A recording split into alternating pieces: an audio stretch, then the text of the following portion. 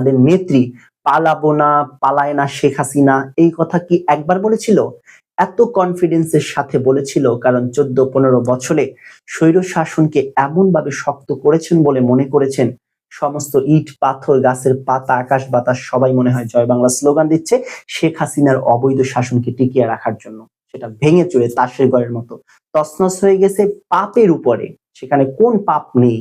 সমস্ত পাপের উপরে যখন একটা সরকার ব্যবস্থা ধ্বংস হয়ে যায় জনগণের বিক্ষোভের সামনে, আর তার প্রধান নেত্রী যখন পালিয়ে যায় ওই রকমের কথা বলার পর, মানে শেখ হাসিনা পালায় না, পালিয়ে যায় না সেটা বলার 7 দিনের মাথায় সেই সংগঠনটা পুনরায় আবার সেই অত্যাচার নির্যাতন করার কারণে এস্টাবলিশড হবে, এটা তো আসলে স্বাভাবিকভাবেই একেবারে না। কিন্তু তারপর দেখেন ছাত্র শিবির, জামায়াত ইসলামী, বিএনপি এরা যেই জায়গাটাতে দাঁড়িয়েছিল, এই হাসিনার সরকারটা যতদিন ক্ষমতায় ছিল, ক্ষমতার বাইরে যতদিন ছিল, তাদের অবস্থানটা ছিল কোথায়? বিএনপির প্রধান দাবি ছিল বাংলাদেশের মানুষের ভোটাধিকার ফিরিয়ে দেওয়া। একথা কি মিথ্যে ছিল?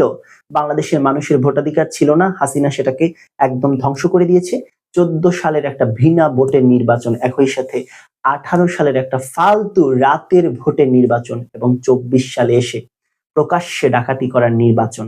এই নির্বাচনের কারণে জনগণ যে ভোট দিতে পারেনি, বিএনপি সেটা নিয়ে আন্দোলন করছিল। অতএব তাদের আন্দোলনে টিকে থাকা এবং দল না ভেঙে জনগণের অধিকার আদায়ে নতুন সূর্য উদয়ের জন্য যে প্রেরণা, যে চেতনা, সেটা নৈতিক জায়গা থাকে, যার কারণে বিএনপি টিকে থাকার কারণ থাকে।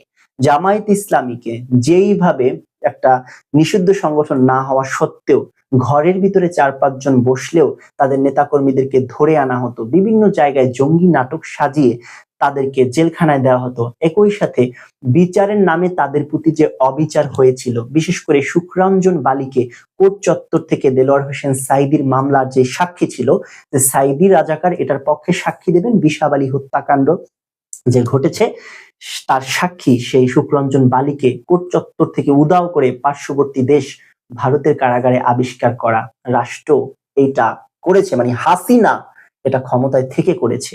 এই জায়গা জামায়াত ইসলামীকে, ছাত্র শিবিরকে প্রেরণা দিয়েছে যে তাদের উপরে অত্যাচার নির্যাতন হচ্ছে এবং সরকার তার ক্ষমতাকে অবৈধভাবে ব্যবহার করে রাষ্ট্রীয় বাহিনীকে দিয়ে তাদের উপরে নির্যাতনের স্টিমুলার চালিয়েছে। এবং তাদের আদর্শগত ভাবে যে স্ট্যান্ড তারা নিয়েছে, ধর্মীয় স্ট্যান্ড ইসলাম, সেই ইসলাম ধর্মীয় স্ট্যান্ডের জায়গায় একটা স্পিরিট থাকে, একটা স্পিরিচুয়াল জায়গা থাকে, সেখানে তাদের টিকে থাকার কারণ থাকে।